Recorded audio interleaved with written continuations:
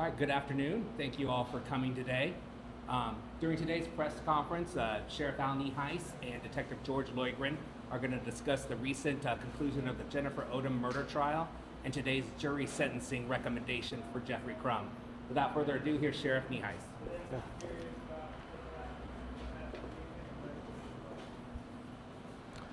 Good afternoon. For our media partners, I'm Sheriff Al Nienhuis. It's spelled Nienhuis, and it's pronounced Nienhuis. And I'm also joined here with Detective George Loydgren. I'll have him come up. He is the driving force behind the investigation that led to the successful prosecution of Jeffery Crum. I think it's important today. To say that it's an emotional day is an understatement. You think 46 years ago today, a little baby was born in Dade City. A little girl, her name was Jennifer Renee Odom, and she had her whole life ahead of her. And by all accounts, and I think George will verify this, everybody we talked to is she was a good kid. She was not one to get into trouble. She was a water skier. She was well liked at school.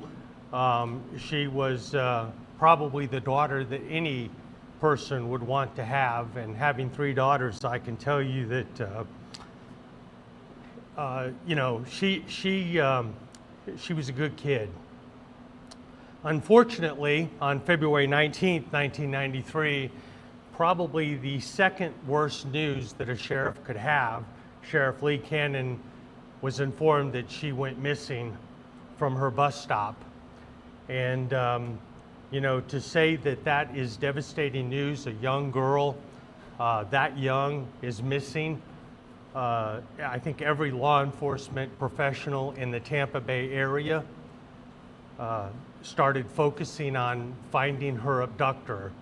And I think those of us who were around know that you could not be driving a blue truck anywhere in Central Florida and not get pulled over at least once or twice a day looking for her abductor. Then we went from the second worst news that a sheriff could get to the worst news the sheriff could get. Sheriff Mylander, 6 days later, found out that a couple had found her lifeless body here in Hernando County. And of course, that raised the stakes even higher. And over the next 33 years, I don't think that there is a law enforcement professional in the Tampa Bay area that hasn't put some sort of effort into finding her killer, particularly for the first quarter of a century at least.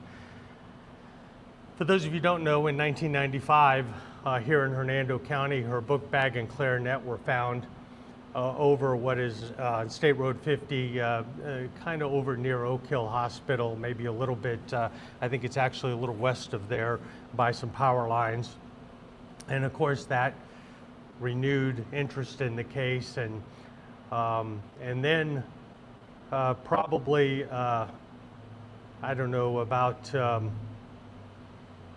I guess it's been about 16 years ago or so, or about 12 years ago, you were made cold case detective? Yes, sir. Yeah, about 12 years ago. And it's a struggle to work cold cases because every agency has hot cases coming in every single day, and you have to balance the needs of current victims and the families of current victims with those victims that are several decades old. And to say it is an impossible decision to make is an understatement for any law enforcement professional, but we put George Loydgren, which is the best of the best in my opinion, in charge of cold case, and he's been very successful with several cold cases over the last dozen or so years. But fortunately in 2015, Pasco County got a tremendous break in a case that was very similar down there, and that led us to our current suspect, Jeffery Crum. And I'll have George talk a little bit about that. And obviously, the sentencing is not done yet. There's still some process to go through, so we don't want to, and the reason we haven't talked about it heretofore is we did not want to do anything that could be construed as trying to sway the jury in any way, shape, or form. So we've been deliberately silent on this, but now it sounds like the jury's work is done and everything is in the hands of the courts. And of course, it'll be probably the next several weeks before we get a finality to the sentencing. But that being said, I will tell you, and for those of you who are following the case, this was not a case that was made on forensic evidence. It was a case made by pounding the pavement, literally, and knocking on doors of anybody who might have information. When we developed Jeffery Crum as a suspect, and I will tell you, recently not so much, but there for pretty much every week for probably a few years, you and I would spend Friday afternoons when things calmed down for me, and I would spend a couple hours in George's office talking about this and other cases, because the minute that baton is changed from one sheriff to another, that new sheriff takes on that responsibility of trying to seek justice for those victims, and Jennifer was right up there at the top. And so George and I would talk a lot about that, and as Crum was developed, George was out there talking to many people, and much of the evidence that he was able to develop was not necessarily admissible in court, and maybe that will come out someday, but today's not the day. But to say that I am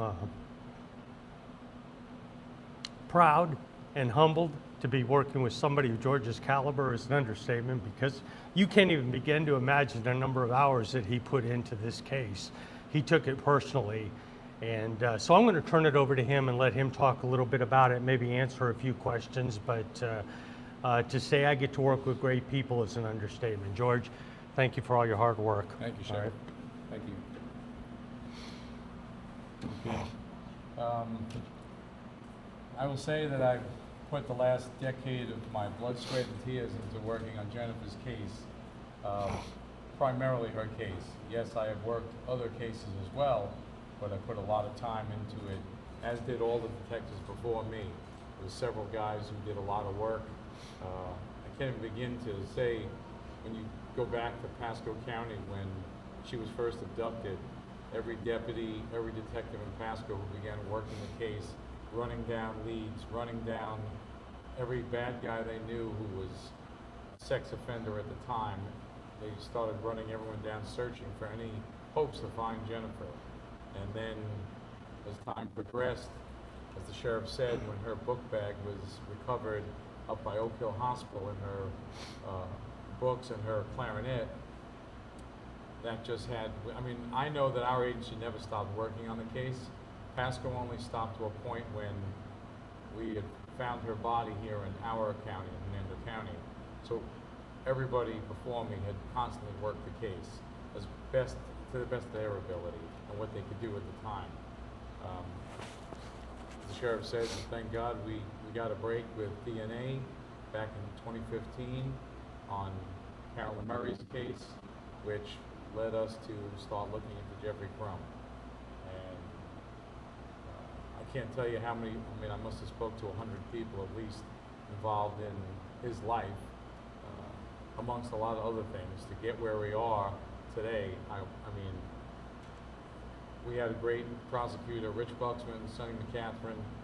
Thank God that they were at the helm. They did a fantastic job.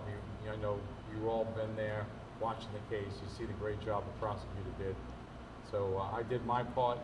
I did the best I could, sent it to them. They did the best they could, and God willing, we got this positive outcome. I know we spoke prior, and the sheriff and I were talking about it. It's a tough thing to do, to ask people to decide a man's fate as far as giving him the death penalty, or recommending, I should say, the death penalty. But the jury did a great job. They looked at all the facts and came to the same conclusion that most people, and that's why we're in this position. Any questions? I don't know what else I could say. Yeah, Detective, let's go back to last Thursday. We were in the courtroom. We saw your reaction to that verdict. Describe that moment and why it was so emotional. Well, as I said, I put a lot of my time into the case, and I take it personal. I take all my cases personal. I try to do the best job I can in every one. But unlike new cases that happen, whether it's a robbery, a murder, a missing person, I formed a relationship with her parents over all these years.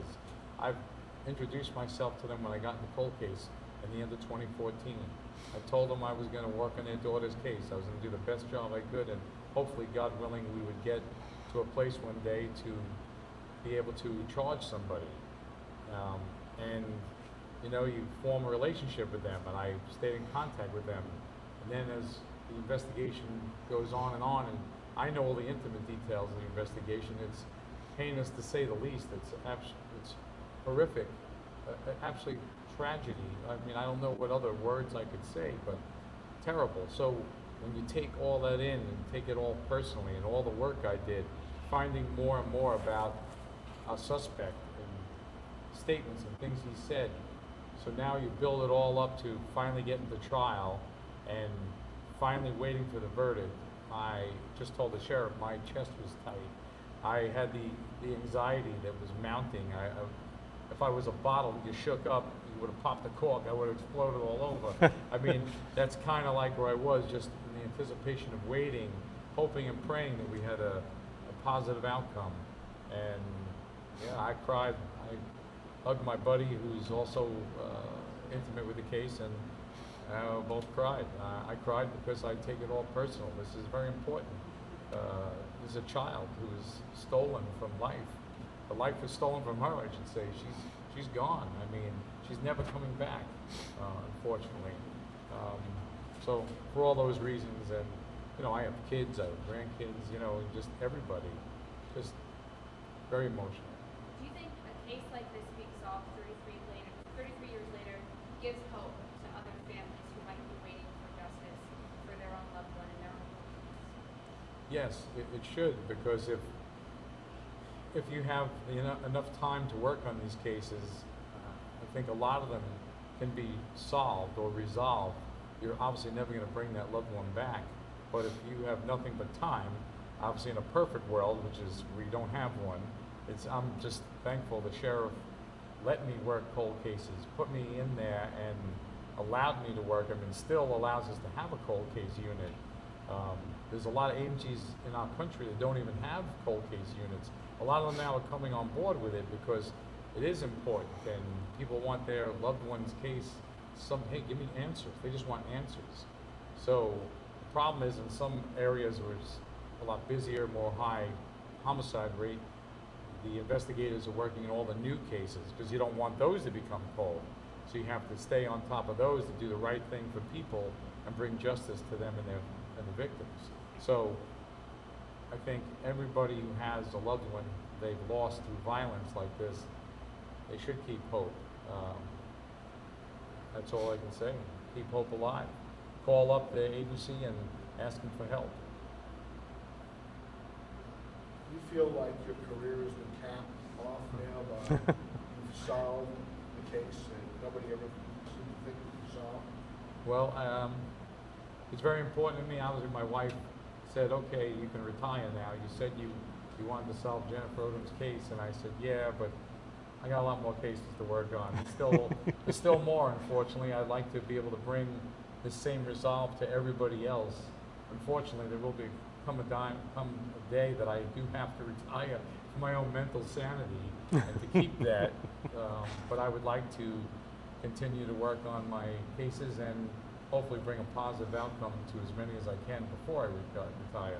But it is probably one of the most important case in my 41-year career to date, yes. How confident were you when you, in Pasco case, had the arrest of Mr. Crum that he was going to be your guy?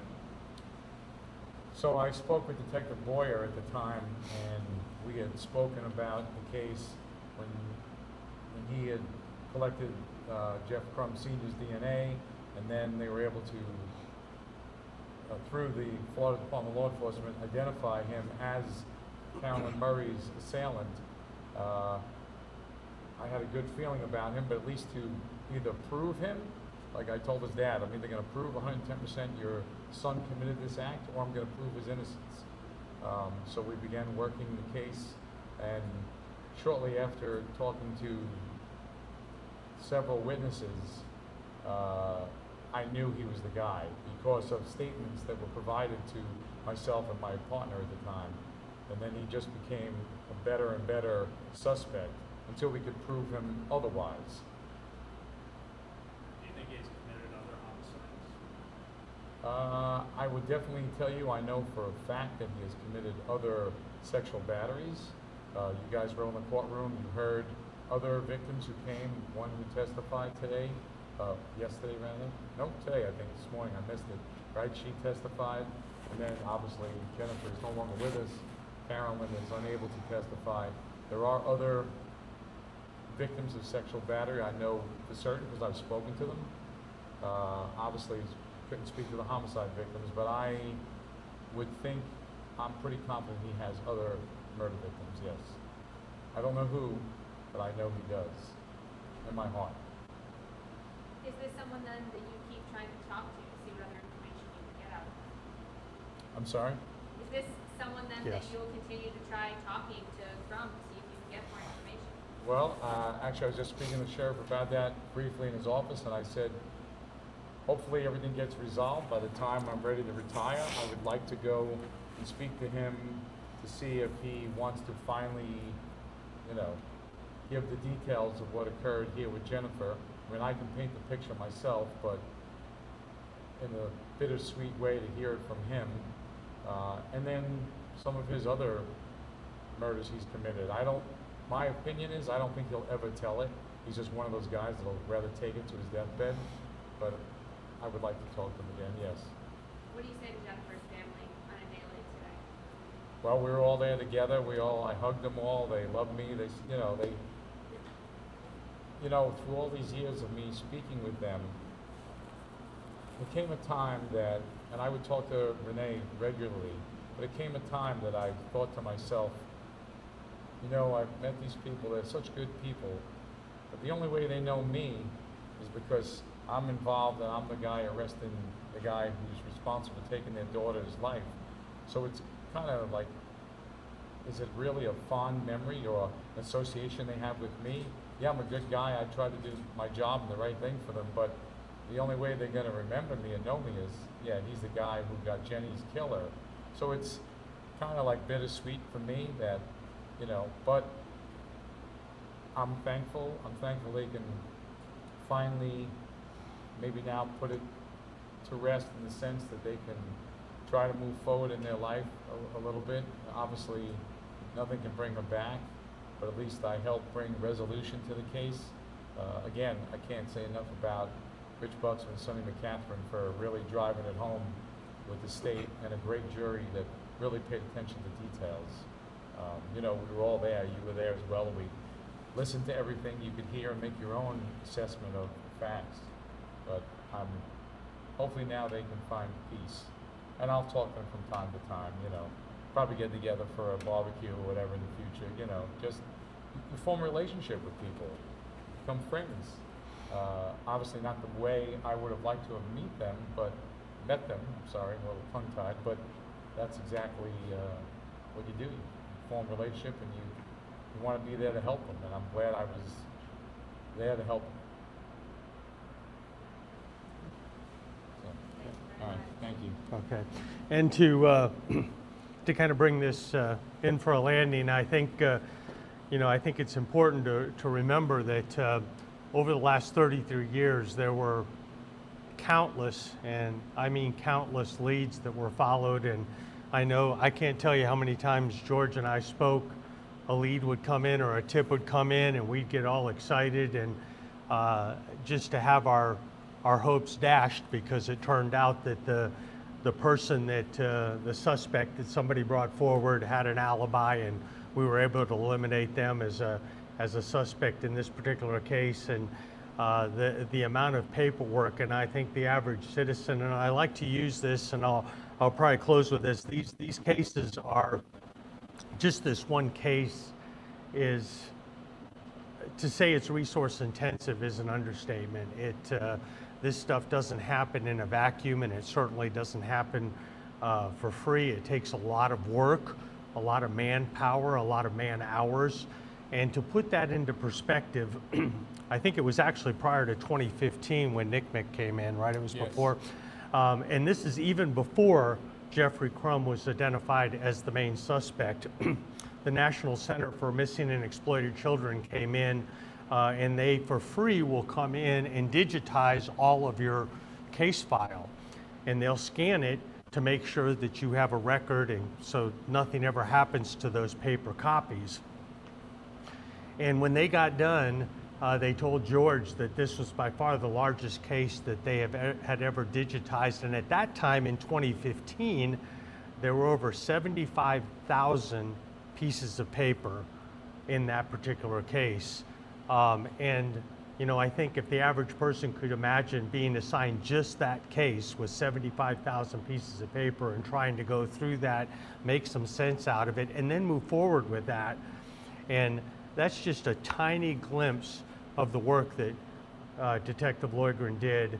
That combined with, and he already mentioned it, and I would be remiss if I didn't say this, I wish I had a dime for every time George would say, you know, I don't want to arrest or convict an individual. I want to get to the truth. I want to find out what happened, and I'm going to go wherever the truth leads me.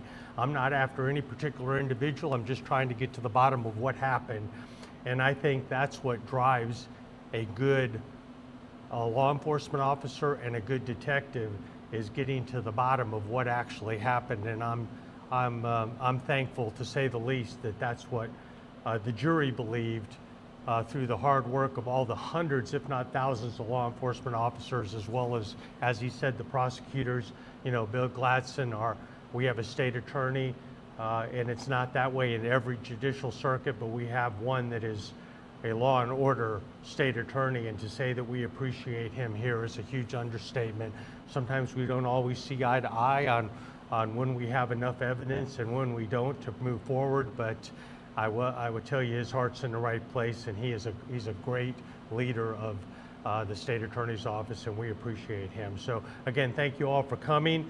It is a bittersweet day. We're glad that 46 years after Jennifer's birth, we're able to put this case, at least in the eyes of the jury, to rest, and hopefully she'll be able to now rest in peace that her killer has been convicted. So thank you all for coming. Appreciate it.